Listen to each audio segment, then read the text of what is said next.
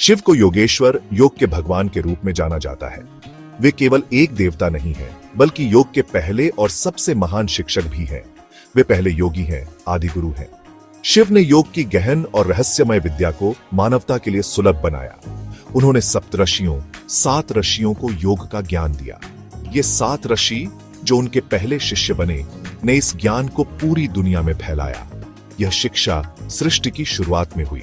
शिव ने अपनी असीम बुद्धि में मोक्ष का रास्ता बताया, जो आत्म साक्षात्कार और परम शांति की ओर ले जाता है। शिव ने अपनी असीम बुद्धि में मोक्ष का रास्ता बताया।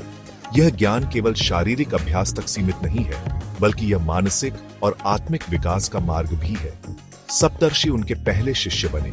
उन्होंने शिव के ज्ञान को ग्रहण किया और इसे मानवता के लाभ के लिए फैलाया। उन्होंने इस ज्ञान को दूर दूर तक फैलाया। उनके माध्यम से योग का यह अमूल्य उपहार पूरी मानवता को मिला। उनके माध्यम से मानवता को योग का उपहार मिला। यह उपहार केवल शारीरिक स्वास्थ्य तक सीमित नहीं है, बल्कि यह मानसिक और आत्मिक शांति का भी मार्ग है। आदि गुरु शिव हमें ज्ञान की ओर ले जाते हैं। वे हमें सिखाते हैं कि सच्चा ज्ञान आत्मा के भीतर है। वे योगिक ज्ञान के स्रोत हैं। उनके द्वारा सिखाए गए योग के सिद्धांत आज भी प्रासंगिक हैं और हमें जीवन के हर पहलू में संतुलन और शांति प्राप्त करने में मदद करते हैं। पहले योगी के रूप में शिव की भूमिका एक गुरु के महत्व को दर्शाती है। एक गुरु हमें न केवल ज्ञान देता है, बल्कि हमें सही मार्ग पर चलने के लिए प्रेरित भी करता है। एक गुरु हमें आध्यात्मिक पथ पर मार्गदर्शन करता है। शिव आदि गुरु के रूप में हमें आत्म साक्षात्कार की ओर ले जाते हैं। शिव हमें सिखाते हैं कि अंदर की यात्रा ज्ञान की तलाश से शुरू होती है। यह यात्रा हमें आत्मा की गहराई में ले जाती है, जहां सच्चा ज्ञान और शांति मिलती है। वे परम शिक्षक हैं जो हमें आत्म साक्षात्कार की ओर ले जाते हैं। उनके मार्गदर्शन में हम अपने भीतर की दिव्यता को पहचान सकते हैं और जीवन के सच्चे अर्थ को समझ सकते हैं। शिव की छवि एक योगी का आदर्श उदाहरण है। शिव, जिन्हें महायोगी भी कहा जाता है, योग और ध्यान के प्रतीक हैं। उनकी छवि हमें ध्यान और आत्म अनुशासन की गहराई में ले जाती है। वे गहरे ध्यान में बैठते हैं, अक्सर कैलाश पर्वत पर। कैलाश पर्वत, जो उनकी निवास स्थान माना जाता है, शांति और दिव्यता का प्रतीक है। यहाँ शिव ध्यान की उच्चतम अवस्था में होते हैं। उनका आसन सीधा है, जो अनुशासन और एकाग्रता का प्रतिनिधित्व करता है। यह सीधा आसन न केवल शारीरिक स्थिरता को दर्शाता है, बल्कि मानसिक स्थिरता और आत्मनियंत्रण का भी प्रतीक है। उनकी आंखें आधी बंद हैं, जो आंतरिक जागरूकता को दर्शाती हैं। ये आधी बंद आंखें बाहरी दुनिया से ध्यान हटाकर आंतरिक दुनिया की ओर ले जाती हैं। वे साधारण कपड़े पहनते हैं, जो भौतिक चीजों से वैराग्य का प्रतीक है। उनके वस्त्र हमें सिखाते हैं कि सच्चा योग भौतिक सुख सुविधाओं से परे है। उनके गले में सांप नियंत्रित ऊर्जा का प्रतिनिधित्व करता है। यह सांप कुंडलिनी शक्ति का प्रतीक है, जो जागरूकता और आत्म साक्षात्कार की ओर ले जाती है। उनके शरीर पर राख जीवन की अनित्यता का प्रतीक है। यह राख हमें याद दिलाती है कि जीवन क्षणभंगुर है और हमें आत्मा की शाश्वतता पर ध्यान केंद्रित करना चाहिए। शिव का रूप हमें आंतरिक शांति की तलाश करने की याद दिलाता है। उनकी शांति और स्थिरता हमें सिखाती है कि सच्ची शांति भीतर से आती है। वे हमें सिखाते हैं कि सच्चा योग स्थिरता के बारे में है। यह स्थिरता न केवल शारीरिक है, बल्कि मानसिक और आत्मिक भी है। यह मन और इंद्रियों को नियंत्रित करने के बारे में है। जब हम अपने मन और इंद्रियों को नियंत्रित करते हैं, तो हम सच्ची शांति और संतुलन प्राप्त कर सकते हैं। शिव का रूप हमें आंतरिक शांति विकसित करने के लिए प्रेरित करता है। उनकी ध्यान की अवस्था हमें आत्मखोज और आत्म साक्षात्कार की ओर ले जाती है। वे एक सच्चे योगी के गुणों को धारण करते हैं। शिव का योगिक रूप हमें सिखाता है कि सच्चा योग आत्मा की गहराई में उतरने और आंतरिक शांति प्राप्त करने का मार्ग है। शिव अपने गहन ध्यान और तपस्या के लिए जाने जाते हैं। तपस्या का अर्थ है गहन आध्यात्मिक अभ्यास। शिव का ध्यान केवल आंखें बंद करना नहीं है, यह स्वयं में गहरे अवशोषण की स्थिति है। उनकी तपस्या से अपार ऊर्जा उत्पन्न होती है। यह ऊर्जा ब्रह्मांड को बनाए रखती है। शिव का अभ्यास हमें दिखाता है कि योग केवल शारीरिक आसन नहीं है, यह हमारे आंतरिक अस्तित्व से जुड़ने के बारे में है। शिव का समर्पण हमें अपनी सीमाओं से आगे जाने के लिए प्रेरित करता है। वे हमें केंद्रित प्रयास की शक्ति दिखाते हैं। उनका उदाहरण हमें अपने भीतर ईश्वर की तलाश करने के लिए प्रेरित करता है। शिव केवल एक तपस्वी योगी नहीं है।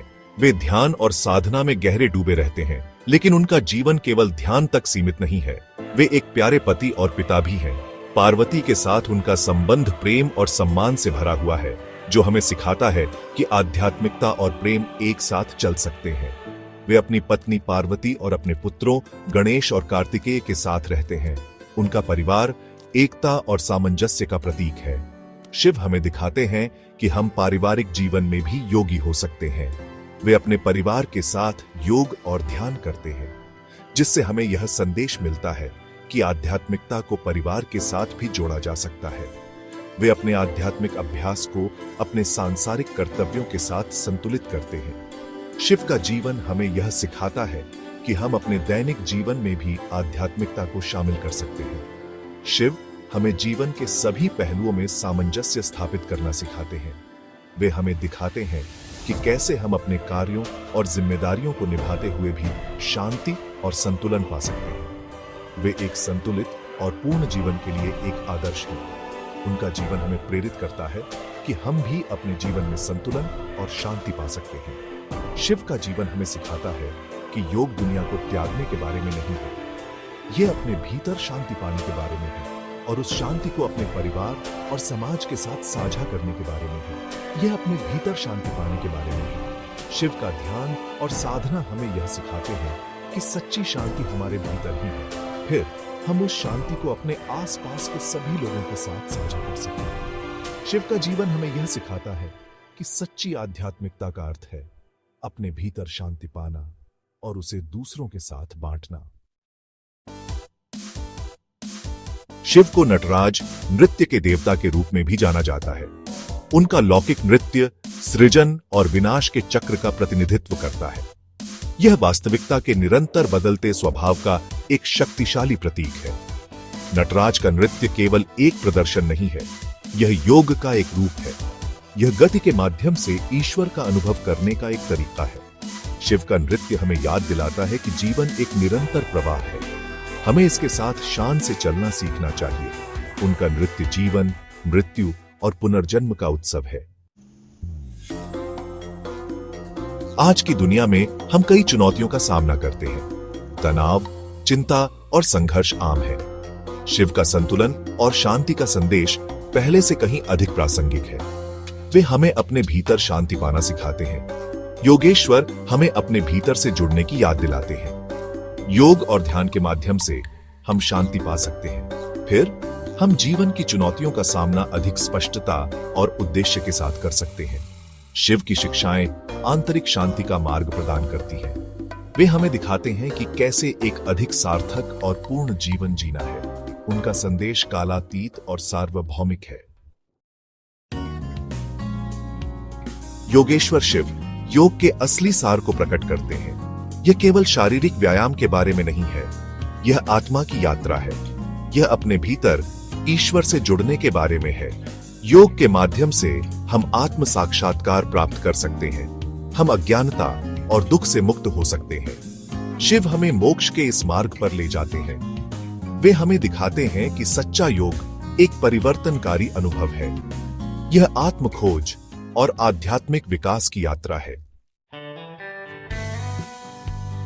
योगेश्वर हमें अपने अज्ञान को समाप्त करने के लिए कहते हैं। वे हमें अपने वास्तविक स्वरूप के प्रति जागृत होने के लिए आमंत्रित करते हैं।